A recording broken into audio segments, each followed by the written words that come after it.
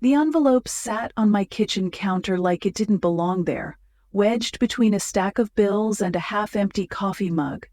It was plain, a little crumpled, with no return address.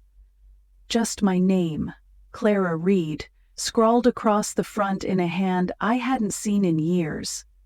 My father's handwriting, stiff and deliberate, like he'd pressed the pen too hard into the paper. I stood there, staring at it, my fingers hovering over the edge. Part of me wanted to toss it in the trash with the junk mail, but something held me back, like a whisper I couldn't quite hear. I was 42, living in a small apartment in Omaha, Nebraska, with plants spilling over every windowsill and a garden out back that was more mine than the landlord's. I'd been a gardener my whole life, coaxing life out of soil, making things grow where they shouldn't. But that envelope, it felt like it could unravel everything I'd built. I slid it open, careful like it might bite. Inside was a single sheet of paper, crisp and formal, inviting me to my father's funeral in Des Moines, Iowa. William Reed was gone. I didn't feel sadness, not right away. Maybe shock, maybe nothing at all. It had been 15 years since I'd heard from the Reed family, since I'd packed a bag, tucked my unborn daughter in my belly, and driven away from Des Moines with nothing but a few pots of herbs and a heart full of bruises. They'd made it clear I wasn't one of them anymore. Not after what happened. I was 27 then, working in the family business, a big agricultural company that sold seeds and crops across the Midwest. I loved it. Not the meetings or the money, but the dirt under my nails, the way a seed could become something alive.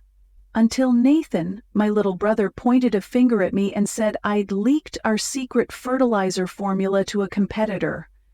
It wasn't true. I swore it wasn't. But my father believed him, and that was that. "You're no daughter of mine," he said, and I was out the door, erased from the family like a weed pulled from a garden. I built a new life in Omaha.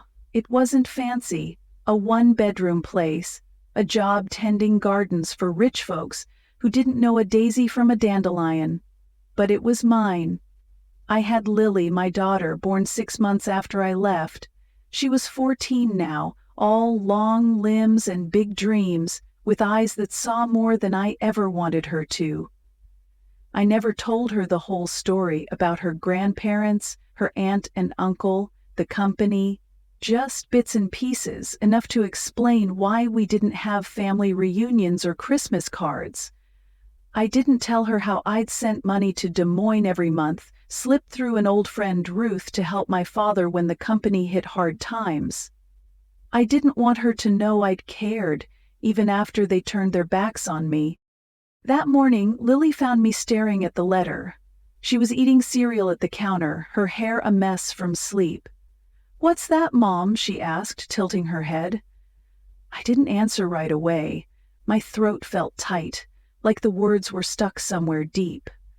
"It's from your grandpa," I finally said. He passed away. There's a funeral." Her spoon stopped halfway to her mouth. "Are we going?" she asked, quiet, like she already knew it wasn't that simple. I looked at the paper again, at the date and time printed in cold black ink. Des Moines was only a few hours away, but it might as well have been another world. Why invite me now? Why reach out after 15 years of silence? I'd spent so long burying that part of my life, planting new roots, telling myself I didn't need them. But there it was, my father's handwriting, pulling me back. "Maybe he wanted to fix things," Lily said, her voice soft but sure. "Maybe he left something for you, Mom." I looked at her, my girl, my anchor. She had this way of seeing hope where I only saw shadows. I didn't know what I was walking into: anger, judgment, or just a room full of strangers who used to be my family. But Lily's words stuck with me. What if there was something left to say? What if there was a reason he'd sent for me? I folded the letter, my hands steadier now, and made up my mind. "Yeah," I said, "we're going." I packed a bag that night, just a few things: jeans, a sweater, one nice dress I hadn't worn in years. Lily helped, tossing in a sketchbook she never went anywhere without. I grabbed a tiny cactus from the windowsill, a silly thing, but it felt like bringing a piece of home. We'd drive to Des Moines in the morning, walk into that funeral, and face whatever was waiting. I didn't know if it would be closure or chaos, but I knew one thing for sure: I wasn't the same Clara who'd left 15 years ago. I'd grown stronger, tougher, like the plants I tended, and whatever they threw at me, I'd handle it. For me, for Lily, for the truth I'd carried all this time. The drive from Omaha to Des Moines was quiet, just the hum of my old pickup truck and the occasional rustle of Lily's sketchbook as she doodled in the passenger seat.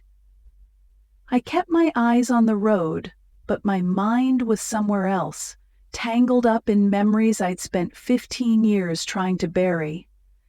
Lily was 14, all gangly arms and bright ideas, and she deserved better than to be dragged into my past. But there she was, her head tilted against the window, sketching a sunflower like it was the most important thing in the world.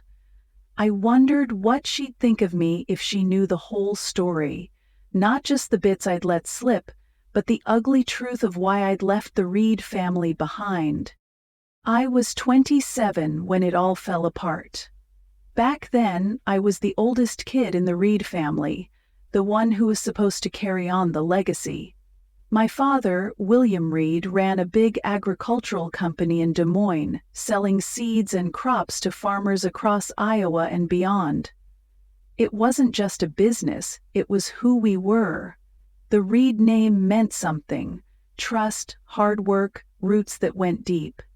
I didn't care about the money or the fancy office. I loved the fields, the greenhouses, the way you could plant a tiny speck and watch it turn into something alive. I'd spend hours testing soil, tweaking formulas for fertilizers, dreaming up ways to make crops grow stronger. My father used to say I had a gift, that I understood the land better than anyone. But Nathan, my little brother, saw things differently. He was 23 back then, charming and sharp, always chasing the next big deal. He wanted the company to go global, to sell out to some corporation with deep pockets. I thought it was a betrayal of everything we stood for, and I wasn't quiet about it. We fought a lot, me and him, but I never thought he'd go as far as he did. One day, at a big company meeting, he stood up and said I'd leaked our secret fertilizer formula to a competitor. He had emails, documents, all faked to look like they came from me. I tried to explain, to tell my father it wasn't true, but Nathan had always been the golden boy. My father looked at me like I was a stranger and said, "You've shamed us, Clara." That was it. I was out. Out of the company, out of the family, out of the only home I'd ever known. I left Des Moines that night, pregnant with Lily, carrying nothing but a duffel bag and a few pots of herbs I couldn't bear to leave behind. My mother, Dorothy, had died a couple of years earlier, and without her there was no one to stand up for me. My older sister Margaret just watched me go, her face blank like she didn't care. I drove until I hit Omaha, found a cheap apartment, and started over. It wasn't easy. I was alone, broke, and scared, with a baby on the way. But I learned how to keep going. I got work as a gardener, tending lawns and flower beds for people who didn't ask too many questions. I planted my own little patch behind the apartment, growing tomatoes and lavender, things that reminded me I could still make something good. Lily came 6 months later, a tiny squalling thing who changed everything. She was my reason to get up when I wanted to quit, my proof that I could build something better than what I'd lost. I raised her on my own, after her dad walked out when she was 2. I didn't need him, didn't need anyone, just me and Lily and the garden that grew bigger every year. I never told her about the Reeds, not really. She knew her grandpa ran a company, that we didn't talk to them, but I kept the rest locked away. How they'd believed a lie. How they'd chosen Nathan over me. How I'd cried myself to sleep for months after I left. What I never told Lily, or anyone, was that I'd kept an eye on my father from afar. A few years after I left, I heard through Ruth, an old family friend, that the company was in trouble. Bad deals, bad harvests, debts piling up. The bank was about to take the family farm, the one my great-grandfather had built. I couldn't let that happen, not to the land I'd loved. So I started sending money, whatever I could spare from my gardening jobs, $100 here, 50 there. I'd give it to Ruth and she'd pass it to my father, no questions asked. I told her not to tell him it was from me. I didn't want his thanks, didn't want him to think I was begging to come back. I just wanted to know the farm was safe, that some part of who we were was still standing. Now, driving toward Des Moines, I felt that old weight settling back on my shoulders. The closer we got, the tighter my hands gripped the steering wheel. Lily must have noticed, because she put her sketchbook down and looked at me. "You okay, Mom?" she asked. I forced a smile. "Just thinking," I said. She didn't push, but her eyes stayed on me, like she was trying to read the parts I wasn't saying. "I bet Grandpa was proud of you," she said after a while. "For doing your own thing, you know, making our garden so awesome." I laughed, a small, rough sound. Proud? I doubted that. But her words stuck with me, like a seed taking root. When we pulled into Des Moines, the city felt both familiar and foreign. The streets were the same, but the air seemed heavier, like it was waiting for something to break. We found the church, an old stone building with ivy crawling up the walls. I parked the truck and for a moment I just sat there, staring at the doors. Lily reached over and squeezed my hand. "We got this," she said, her voice so sure it almost made me believe her. I grabbed the cactus I'd brought, a silly little thing, but it felt like armor. I wasn't the Clara who'd left, young and broken. I was someone else now. Someone who'd grown her own life, who'd raised a kid, who'd kept going no matter what. But walking toward that church, with Lily beside me, I couldn't shake the feeling that I was stepping back into a storm I'd barely escaped. The doors loomed ahead and I took a deep breath. Whatever was waiting inside, my sister, my brother, the family that had thrown me away, I'd face it, not because I wanted to, but because I had to. For Lily. For me. For the truth I'd carried all these years, buried deep, but never gone. I pushed open the heavy wooden doors of the church, and the air inside hit me like a wall, stale, thick with the smell of old hymnals and too many flowers. Lily's hand was warm in mine, her fingers tight, like she was bracing for something neither of us could name. The pews were half full, faces I hadn't seen in 15 years turning toward us, their eyes sharp and curious, like I was a ghost who'd wandered in by mistake. I kept my head up, my steps steady, even though every instinct screamed at me to turn around and run. I wasn't here for them. I was here for my father, to say goodbye, to close a door I'd left open too long. We hadn't made it 10 steps down the aisle when I saw them. Margaret, my older sister, stood near the front, her black dress tailored so perfectly it looked like it cost more than my truck. She was 46 now, her hair pulled back tight, her face all angles and control, like she'd spent years practicing how to look important. Next to her was Nathan, my little brother, 38, in a suit that screamed money, his smile sharp enough to cut. They were talking to someone, heads bent close, but when Margaret's eyes landed on me, her lips twitched. Not quite a smile, more like a challenge. Nathan followed her gaze and his grin widened, the kind that said he knew something I didn't. "Well, look who's here," Margaret said, her voice carrying just enough to make heads turn. "Clara, I didn't think you'd show your face."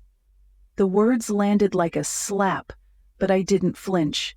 I'd heard worse from her back when we were kids, when she'd call me the dreamer like it was an insult.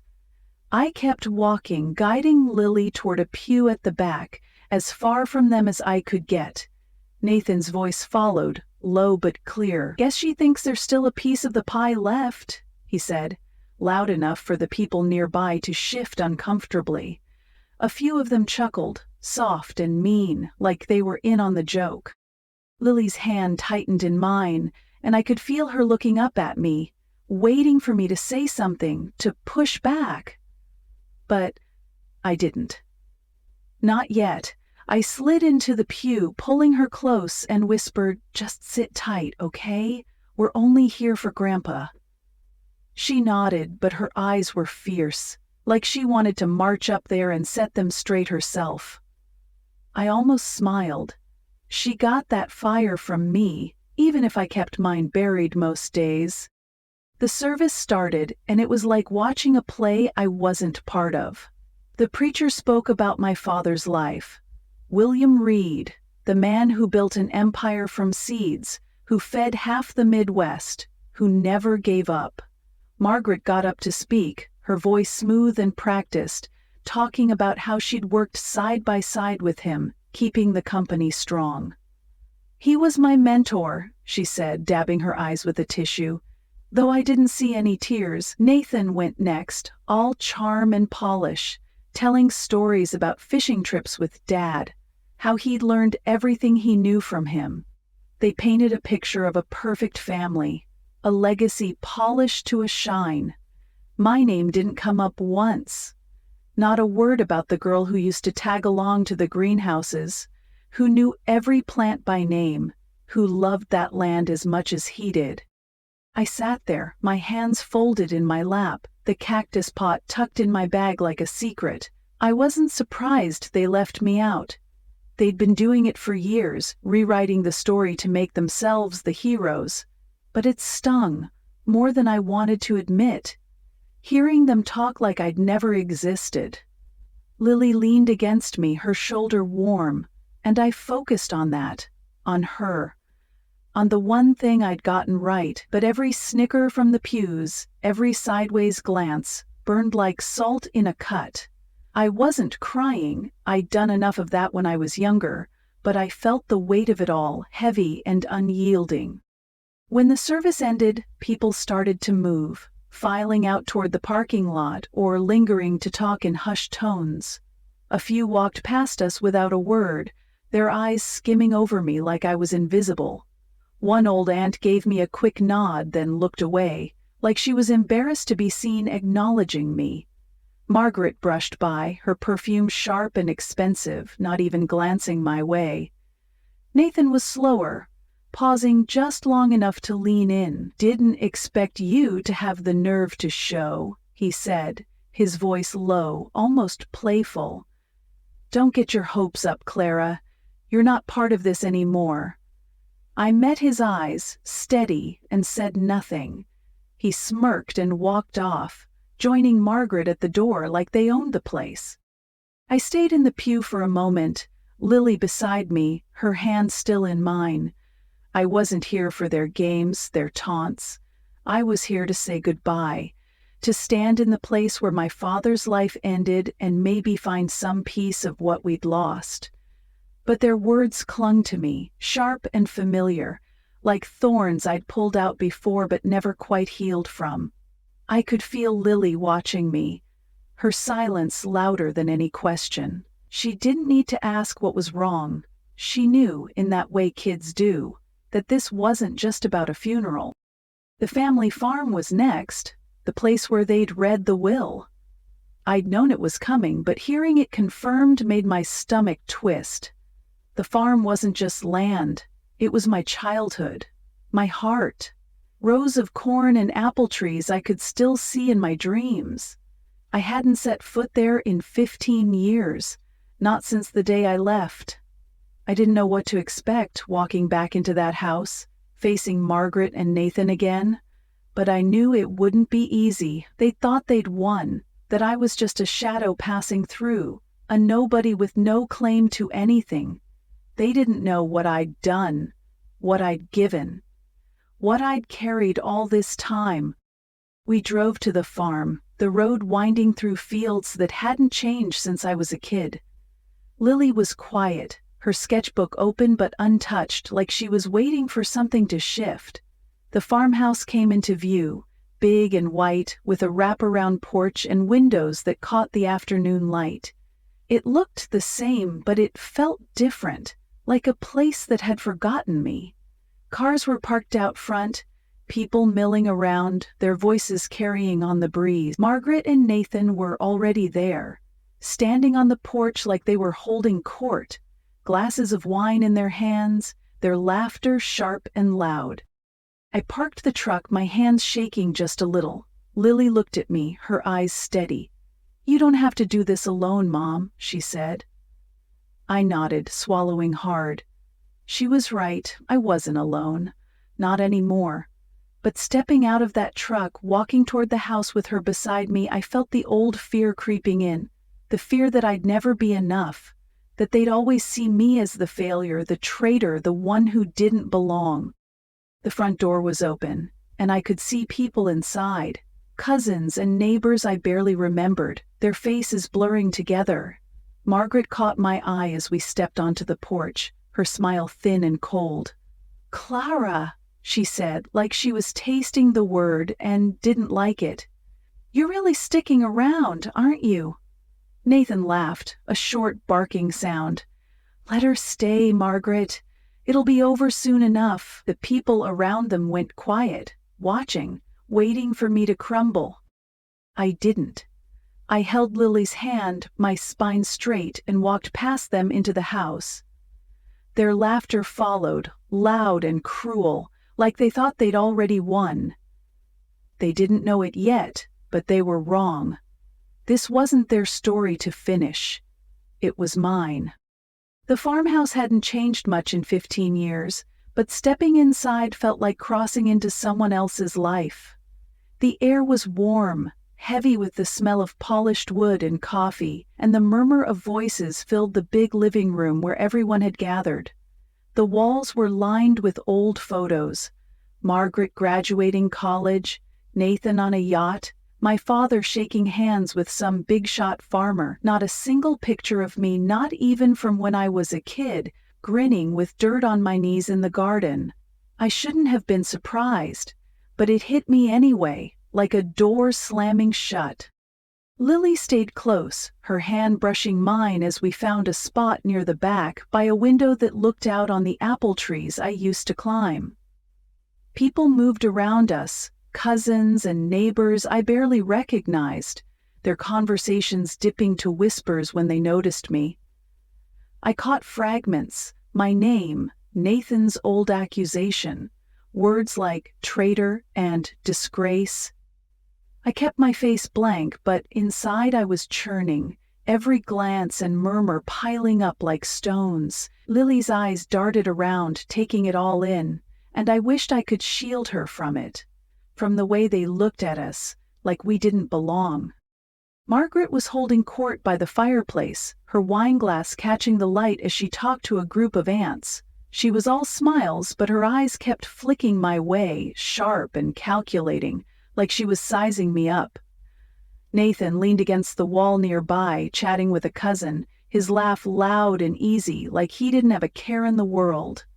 They were so sure of themselves, so certain they'd walk away with everything. My father's company, the farm, the whole Reed legacy. I wanted to believe I didn't care, that I'd come here just to say goodbye and leave. But seeing them act like they owned my past made something twist deep in my chest. I was trying to focus on Lily, on keeping her steady, when Margaret's voice cut through the room. "Clara, you're really sticking it out, aren't you?" she said, loud enough for everyone to hear. She turned toward me, her smile tight, like she was daring me to respond. "I mean, it's brave showing up after everything. Most people would have stayed away." The room went quiet, all eyes on me, waiting for me to shrink or snap. Nathan chimed in, his tone light but venomous. Yeah, sis, you must think there's something left for you. Hate to disappoint, but Dad made his choices clear years ago. I felt Lily stiffen beside me, her breath catching, and I put a hand on her shoulder, gentle but firm. I wasn't going to give them the fight they wanted. I'm here for Dad, I said, my voice steady though it took everything to keep it that way. That's all. Margaret raised an eyebrow, like she didn't believe me, and Nathan let out a short laugh. Sure, Clara, he said. Keep telling yourself that. A few people snickered, and the aunts by the fireplace turned away, like they'd seen enough of the show. I wanted to say more, to tell them they didn't know me, didn't know what I'd done or what I'd carried all these years. But I held it in, for Lily's sake, for my own. I wasn't here to prove anything to them, or at least that's what I kept telling myself, but their words kept digging, pulling up old wounds I thought I'd buried. I could feel Lily watching me, her eyes searching, like she was trying to figure out why I didn't fight back. I wished I had an answer for her. The chatter started up again, people moving toward the dining room, where the will would be read. I stayed where I was for a moment, looking out at the orchard through the window. Those trees were older than me, their roots deep in the land my great-grandfather had worked. I'd spent my childhood out there, learning which apples were sweetest, which branches could hold my weight. That farm was more home to me than this house ever was, and the thought of Margaret and Nathan claiming it, acting like I'd never loved it, made my throat burn. Lily tugged at my sleeve. "Mom, you okay?" she whispered. I nodded, forcing a smile. "Yeah, kiddo, just remembering." She didn't look convinced, but she didn't push, just slipped her hand back into mine. We followed the crowd into the dining room, a long, narrow space with a big oak table and chairs that creaked under the weight of too many memories. Margaret and Nathan were already there, sitting near the head of the table like they were royalty. I took a seat at the far end, Lily beside me, my bag with the cactus still tucked at my feet. The room filled up, people settling in, their voices low but buzzing with expectation. Everyone knew what was coming.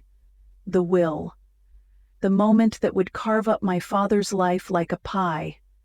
Margaret was talking to an uncle, her voice bright, saying something about expanding the company, maybe selling off parts of the farm for development. Nathan nodded along, tossing in his own ideas about profits and deals. They were so confident, so sure they'd get it all, like I was just a footnote they'd already forgotten. I tried to tune them out, but then I heard Nathan say my name, not to me, but to the cousin next to him. "Clara probably thinks she's getting a cut," he said, his voice dripping with amusement. "Can you imagine? A gardener running the company?" He laughed and the cousin joined in, their voices carrying across the table. Margaret caught my eye then, her smile slow and sharp. "Don't get your hopes up, Clara," she said, loud enough for the whole room to hear. Dad wasn't big on second chances. I felt the air shift, everyone waiting for me to react. Lily's hand found mine under the table, her fingers squeezing, and I held on like it was the only thing keeping me grounded. I didn't answer Margaret, didn't give her the satisfaction, but inside I was boiling, not just at her, at Nathan, at all of them, but at myself for thinking I could come here and not feel this again, this ache of being unwanted. I wanted to leave, to take Lily and drive back to Omaha, back to my garden, my life. But I stayed, because something told me this wasn't over, not yet. The door opened and a woman walked in, maybe 60, with a crisp blazer and a leather briefcase. Ellen Harper, my father's lawyer, I guessed. She carried a small wooden box carved with flowers and set it on the table with a quiet thud. The room went still, all eyes on her, on that box, like it held something dangerous.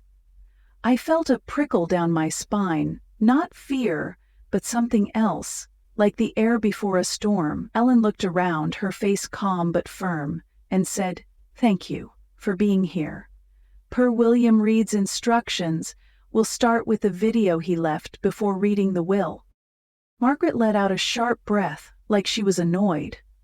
"A video?" she said, her voice edged with irritation. "Can't we just get to the will? We all know what's in it." Nathan leaned back in his chair, smirking. "Yeah, let's not drag this out. Some of us have places to be." But Ellen didn't budge. She opened her briefcase, pulling out a laptop, and set the box beside it, her movements deliberate. "It was your father's wish," she said, "and we'll honor it. And to her, most of his work was client wishes, and we will honor it." I glanced across the room and caught Ruth's eye, the old friend who'd helped me send money to my father all those years. She was standing by the wall, her face unreadable, but there was something in her look, something that made my heart beat faster. Did she know what was coming? Did she know why my father had wanted me here? I looked back at the box, at Ellen's steady hands, and felt it again, that sense that everything was about to change, whether I was ready or not. The dining room felt smaller as Ellen Harper set up her laptop, her movements calm but precise, like she knew the weight of what was coming. I sat at the far end of the table, Lily's hand still in mine, her fingers warm against my skin. Margaret and Nathan were across from us, their faces a mix of boredom and smugness, like they were just waiting to claim what they thought was theirs. The other relatives leaned forward, curious, their whispers fading as Ellen pressed a key and the screen flickered to life.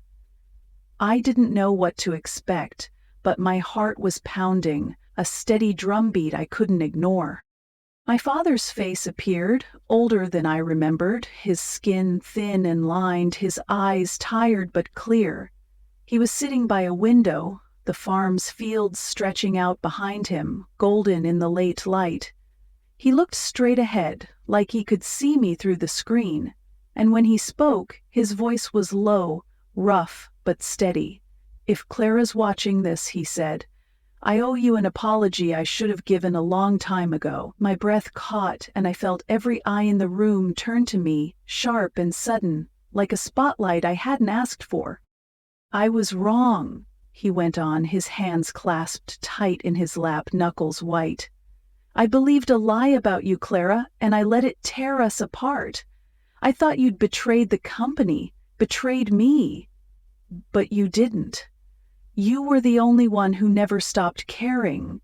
He paused, his jaw tight, like the words were hard to get out. "Years ago, Ruth came to me with money, small amounts, month after month, to keep the farm from the bank. She wouldn't say who sent it, but I figured it out. It was you, Clara. You saved this land even after I turned my back on you." I heard a gasp somewhere in the room, maybe an aunt, maybe a cousin, but I couldn't look away from the screen. My throat burned and I blinked hard, trying to keep the tears from spilling.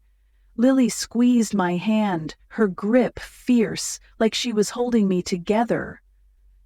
My father kept talking, his voice softer now. "I didn't deserve that, not after what I did. When I think about that day, when I told you to leave, I see your face, Clara, the way you looked at me, and it breaks me. I should have listened. I should have trusted you." Margaret shifted in her seat, her wine glass clinking against the table, her face tight with something I couldn't read. Anger, maybe? Or disbelief? Nathan's smirk was gone, his eyes narrow, like he was trying to figure out where this was going. I barely noticed them. All I could hear was my father, his words cutting through years of silence. "You were stronger than I ever was," he said. "You built a life, raised a daughter, kept going. I'm proud of you, Clara, prouder than I can say. And I want you to know that before it's too late." He leaned forward, his eyes brighter now, like he was fighting for every word. "I've changed the will," he said. "They don't know yet, but they will. To my daughter Clara, I leave the farm, the company, and $400,000 in savings. To her daughter Lily, I leave a trust of $150,000 for her education. A murmur ran through the room, sharp and unsteady, like a flock of birds taking flight. To Margaret and Nathan, he continued, I leave my old ring and my notebooks. That's all. I want this family to remember who showed up when it mattered, who gave without asking for anything back. The screen went dark, and for a moment no one moved. Then Nathan laughed, a harsh, barking sound. This is a joke, he said, his voice loud in the silence. He wasn't in his right mind. Margaret's face was pale, her lips pressed thin. There's no way, she said, her voice shaking. He wouldn't do this. But I wasn't listening to them. I was still hearing my father's voice, his apology, his pride, echoing in my head like a song I'd forgotten. Ellen didn't give them time to argue. She reached for the wooden box on the table, her fingers steady as she lifted the lid. There's one more thing, she said, pulling out a yellowed envelope, the paper fragile with age. This is a letter from Dorothy Reed, Clara's mother, written before her death 18 years ago. She asked that it be kept safe until the right moment. My heart stopped. My mother? I hadn't heard her name spoken like that in years.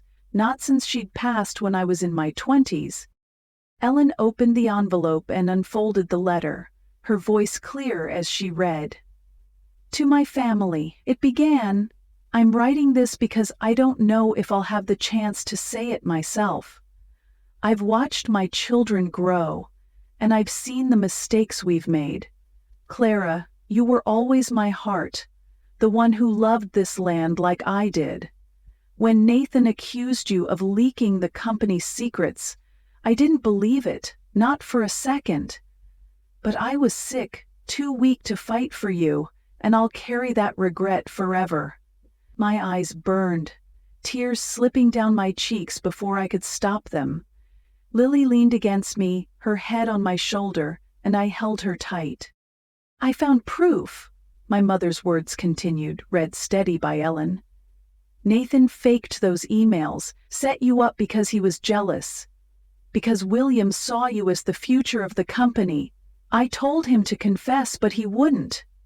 So I'm writing this for Clara, for the truth. I want you to know you were never the traitor, sweetheart. You were the best of us. Ellen paused, letting the words settle, then added, It's signed by Dorothy, witnessed by her nurse, and stored in a bank vault until now. The room erupted, voices overlapping, shock and anger mixing like a storm. Nathan shot to his feet, his chair scraping loud against the floor.